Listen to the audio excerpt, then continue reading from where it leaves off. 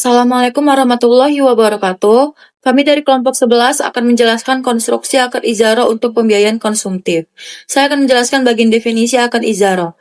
Akad ijaro adalah akad pemindahan hak guna atau manfaat atas suatu barang atau jasa dalam jangka waktu tertentu dengan imbalan berupa uzra atau sewa. Dalam akad ijaro tidak terjadi perpindahan kepemilikan barang, melainkan hanya pemanfaatan atas barang atau jasa sesuai dengan kesepakatan antara pihak yang menyewakan dan pihak yang menyewa. Landasan hukum akad ijarah. Rasulullah Shallallahu Alaihi Wasallam bersabda, berikanlah upah kepada pekerja sebelum kering keringatnya.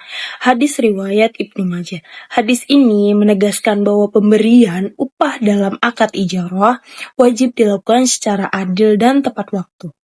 Allah Subhanahu wa Ta'ala juga berfirman, apabila mereka menyusukan anak-anakmu, maka berikanlah kepada mereka upahnya. Quran Surah At-Tolak ayat 6. Ayat ini menunjukkan bahwa pemberian upah atas jasa diperbolehkan dalam Islam.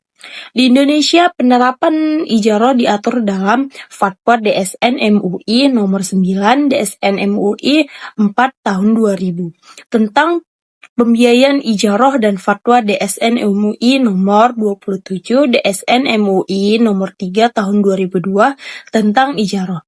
Muntahiyah Bitamlik yaitu IMBT yang menjadi pedoman lembaga keuangan syariah. Nah, ada juga rukun-rukun akad ijarah. Yang pertama, rukun akad ijarah terdiri dari 5 unsur yaitu muzir sebagai pihak yang menyewakan manfaat, mustajir sebagai pihak yang menyewa, majur, objek akad berupa manfaat barang atau jasa, ujroh sebagai imbalan sewa, serta sikhat berupa ijab dan qabul yang menunjukkan kesepakatan kedua belah pihak. Nah, adapun syarat-syarat akad ijarah yaitu pertama meliputi beberapa ketentuan, antara lain manfaat yang disewakan harus jelas dan dapat ditentukan.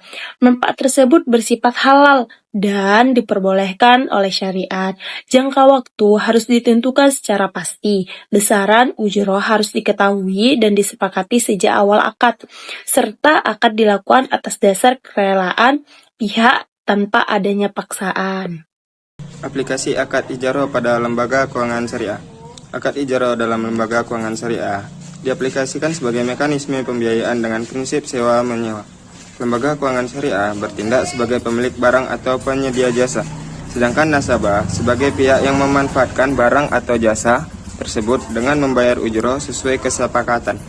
Dalam praktiknya, akad ijarah digunakan sebagai alternatif pembiayaan yang sesuai dengan prinsip syariah karena tidak mengandung unsur riba. Penerapan akad ijarah pada pembiayaan konsumtif. Penerapan akad ijarah pada pembiayaan konsumtif dilakukan melalui beberapa tahapan. Nasabah mengajukan permohonan pembiayaan kepada lembaga keuangan syariah, kemudian disetujui lembaga keuangan menyediakan barang atau jasa yang dibutuhkan dan menyewakan kepada nasabah melalui akad ijarah. Nasabah membayar ujroh secara berkala sesuai perjanjian selama masa sewa berlangsung.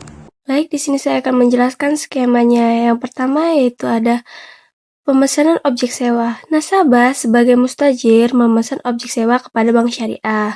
Nah, pada tahap ini nasabah menyampaikan kebutuhan barang yang akan digunakan, misalnya alat berat atau kendaraan. Belum terjadi jual beli, masih sebatas pemesanan. Yang kedua, Bank membeli objek sewa. Bank syariah membeli objek sewa tersebut dari supplier atau penjual. Pembelian ini dilakukan atas nama bank syariah, sehingga secara prinsip syariah kepemilikan barang berada di bank. Yang ketiga, kepemilikan aset oleh bank. Setelah pembelian, kepemilikan aset secara hukum dan syariah berada pada bank sebagai mujir. Pada tahap ini dapat dilakukan akad ijarah muntahiyah bitamlik, yaitu perjanjian bahwa di akhir masa sewa, aset bisa berpindah kepemilikan kepada nasabah melalui jual beli atau hibah. Selanjutnya juga pengiriman objek sewa.